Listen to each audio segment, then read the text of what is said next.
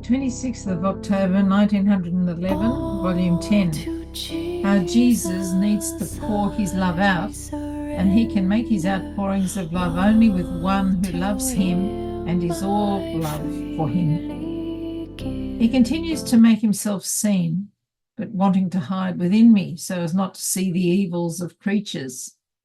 I seem to find myself outside of myself, and I saw venerable men, all dismayed, speaking about the war and with great fear.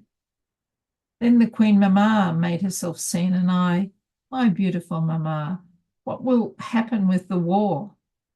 And she, my daughter, pray. Oh, how many troubles. Pray, pray, my daughter. I was dismayed, and I prayed to good Jesus, but it seems that Jesus does not want to pay attention to me. Even more, it seems that he does not even want me to talk about this. It seems he only wants refreshment, and only the refreshment of love. Instead of pouring bitternesses, he pours sweetnesses. And if I say, you are full of bitternesses and you pour sweetnesses into me, Jesus says, my daughter, I can pour out bitternesses with everyone, but the outpourings of love, the sweetnesses, I can pour only into one who loves me and who is all love for me. Don't you know that love too is a necessity for me and that I need it more than anything? End of the reading. The 26th of October, 1926, Volume 20. How in all the acts that Jesus did, his purpose was the kingdom of the divine fiat. Adam feels the honour he had lost being returned to him. As I continued to unite myself with the acts that Jesus did in redemption, my always lovable Jesus told me, my daughter, see how all the acts I did in redeeming man, and even the miracles I performed during my public life, had no other purpose but to call back the kingdom of the supreme fiat into the midst of creatures. And in the act of doing them, I asked my celestial Father to make it known and to restore it in the midst of the human generations. If I gave sight to the blind, my first act was to put to flight the darkness of the human will, the primary cause of the blindness of the soul and of the body, so that the light of my will might illuminate the souls of many blind, and they might obtain the sight to look at my will in order to love it, and their bodies also might be exempt from losing the sight. If I gave hearing to the deaf, first I asked my Father that they might acquire the hearing to hear the voices, the knowledges, the prodigies of my divine will, so that it might enter into their hearts as the way in order to dominate them, and there might be no more death in the world, either in the soul or in the body. Also in the dead I resurrected. I asked that souls might rise again in my eternal will, even those that were putrefied and made more than cadavers by the human will. And when I took the ropes to drive out the profaners from the temple, it was the human will that I was driving out, so that mine might enter, reigning and dominating, and they might be truly rich in their souls, and no longer subject to natural poverty. And even when triumphant, I entered into Jerusalem in the midst of the triumph of the crowds, surrounded with honour and glory. It was the triumph of my will that I established in the midst of the peoples. There was no act I did while being on earth in which I did not place my will as prime act to be established once again in the midst of creatures, because that was the thing I most cared for. If it were not so, or if I did not do so, if in everything I worked and suffered, I did not have the kingdom of the supreme fiat as prime act to be restored in the midst of creatures, my coming upon earth would have brought a half good to the generations, not a complete one. And the glory of my celestial Father would not have been completely reintegrated by me. In fact, since my will is the origin of every good and the only purpose of creation and redemption, it is therefore the ultimate fulfillment of all our works. Without it, our most beautiful works remain within a frame and without completion, because it alone is the crown of our works and the seal that our work is complete. Therefore, for the honour and glory of the very work of redemption, it was to have as prime act the purpose of the kingdom of my will. After this, I was beginning my round in the divine will and going into the terrestrial Eden, in which Adam had done the first act of withdrawal of his will from the divine.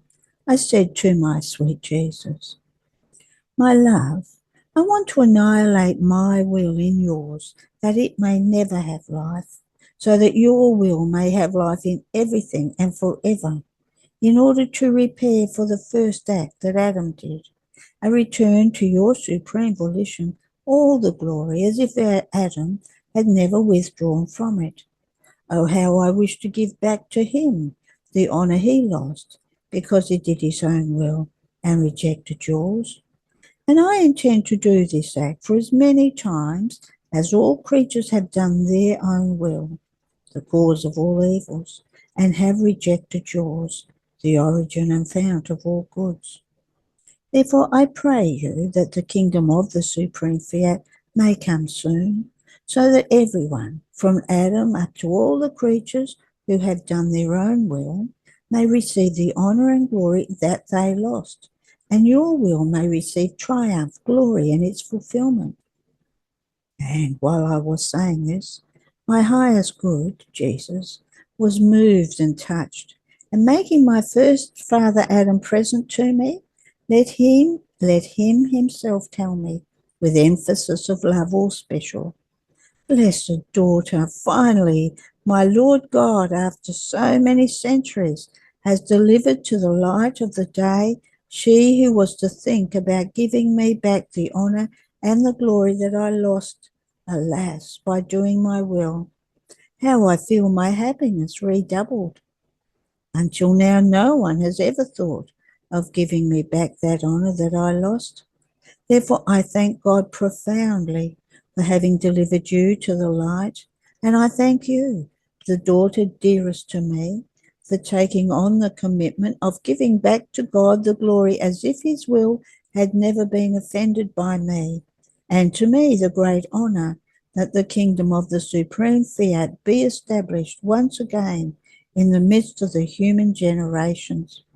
It is right that I give you the place that had been destined to me as the first creature that came out of the hands of our Creator. After this, my lovable Jesus, clasping me to himself, told me, my daughter, not only Adam, but the whole of creation awaits your acts in my will, in order to receive the honour that their human will has taken away from them.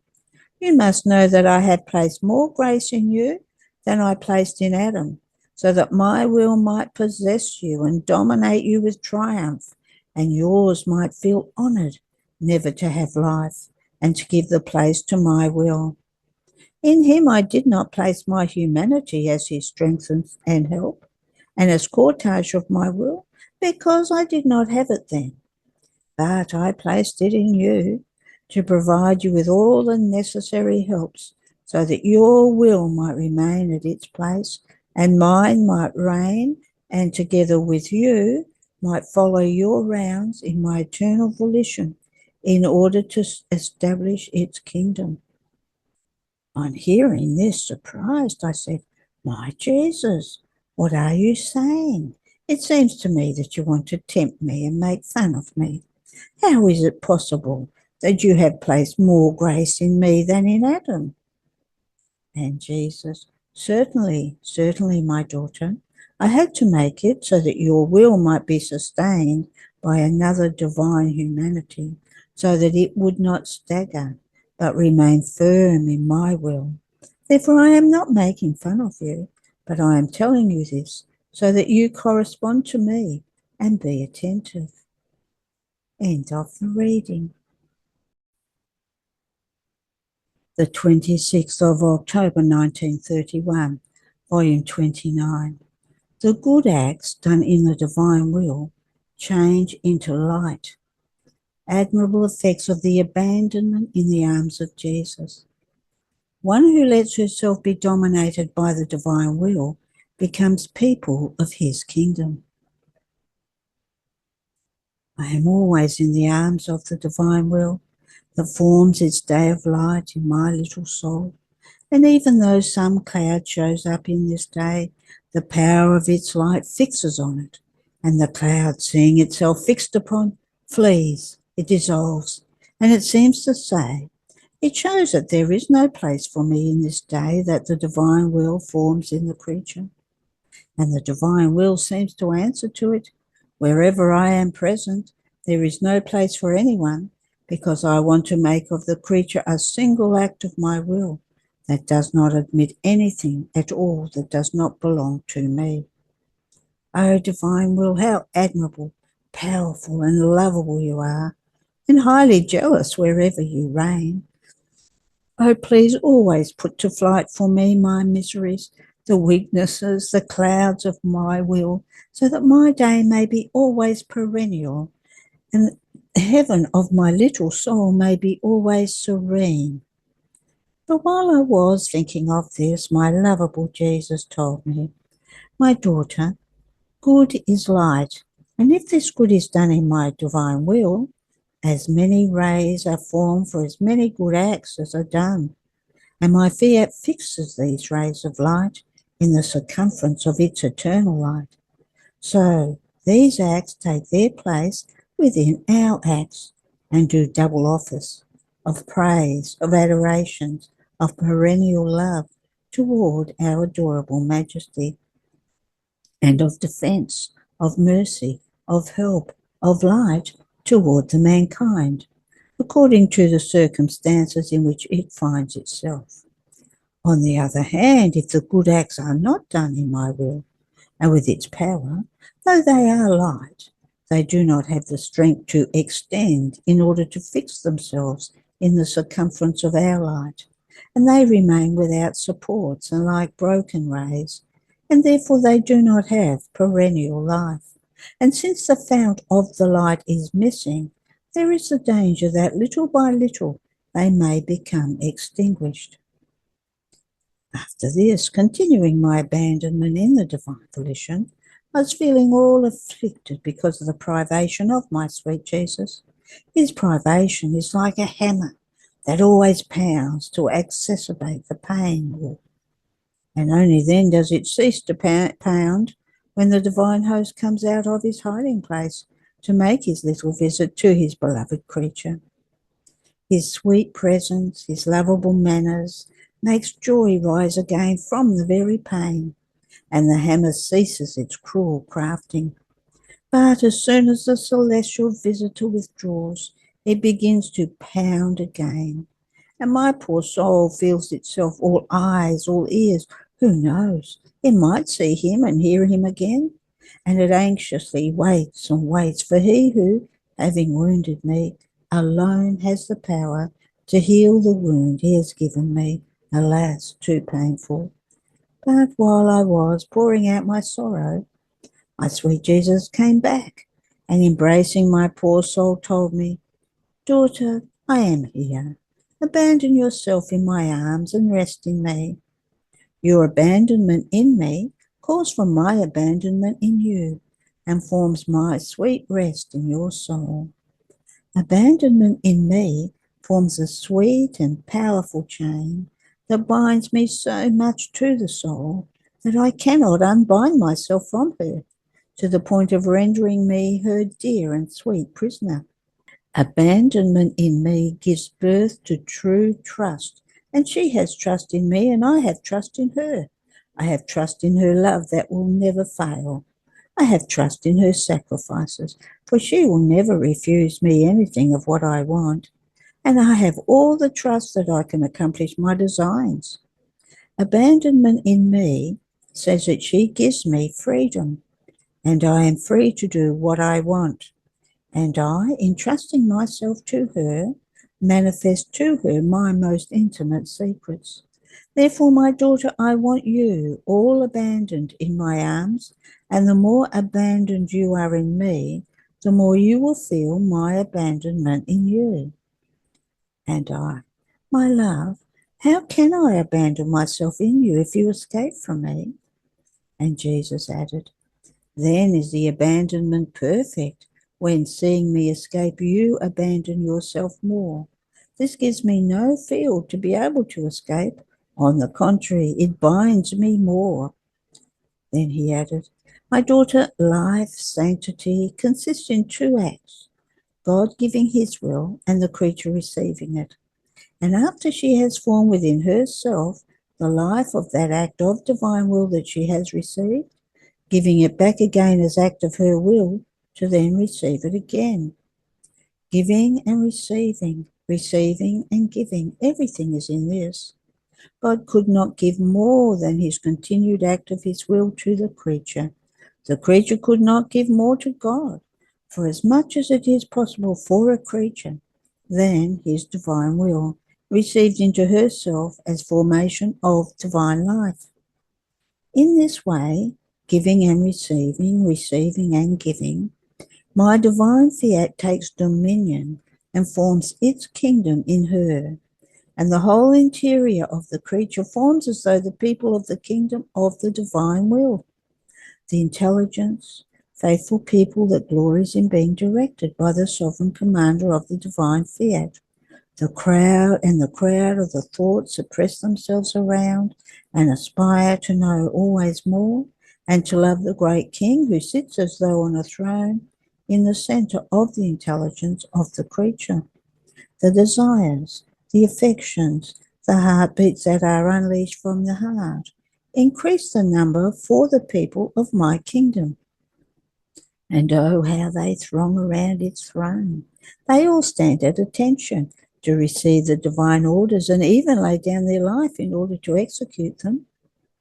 What an orderly, obedient people is the people of the kingdom of my fiat. There are no contentions, no disagreements, but this whole crowd of people of the interior of this fortunate creature wants one thing alone.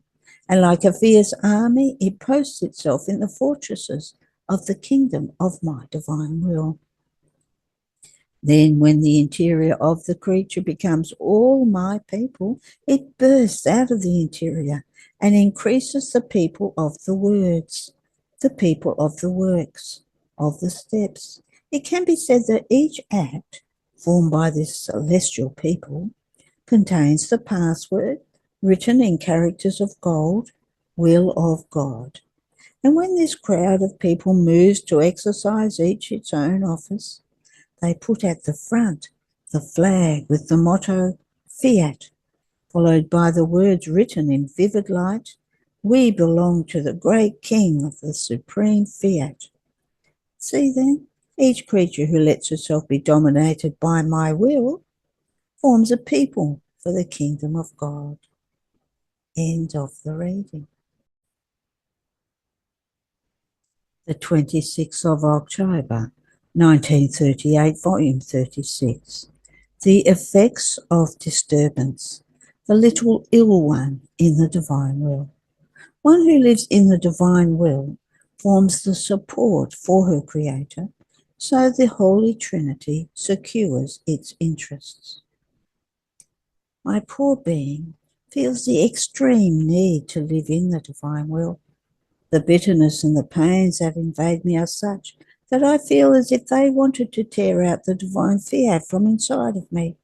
I feel more than ever the desire to live in it, but with all the efforts I make to live abandoned in its arms, I still can't do without feeling embittered, stunned, disturbed by the many troubles and hard pains that surround me, so much that I can't take it any more.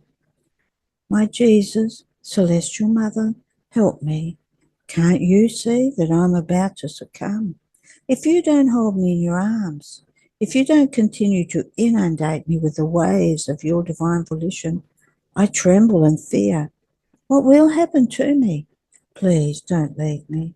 Don't abandon me to myself in such a hard state. But as I was thinking this, my always adorable Jesus ran to sustain me in his arms, and all goodness told me, my good daughter, do not fear. Courage. I won't leave you. I cannot leave you. The chains of my love tie me to you and make us inseparable. But then why do you fear to be leaving my will? Just to enter it, it took a firm, resolute act of wanting to live in it. In the same way, to get out of it, it would take another firm and resolute act. And you didn't do this, nor will you, nor will my daughter ever do it, will you? All I want is that you do not let yourself be surprised by any disturbance. It pales you, makes you lose freshness, it debilitates your strength, makes you lose the liveliness of the light of the fiat. So my love remains repressed. Attention loses its pace, and although you are in my will, you stay there as if inside a house in which you don't bother doing your duties. To decorate it, put it in order, and give it all the sumptuousness that befits it. So, being troubled like this in my will, you don't pay attention to receiving my creative and operating act. You are as if idle. But courage then. Since your pains are because of me, we keep you in our will as the little ill one. I am the first who suffers with you, since your pains are mine, and I suffer more than you. I am like your nurse. I assist you. I make your bed out of my arms, and I place my pains around you to assist, to strengthen you.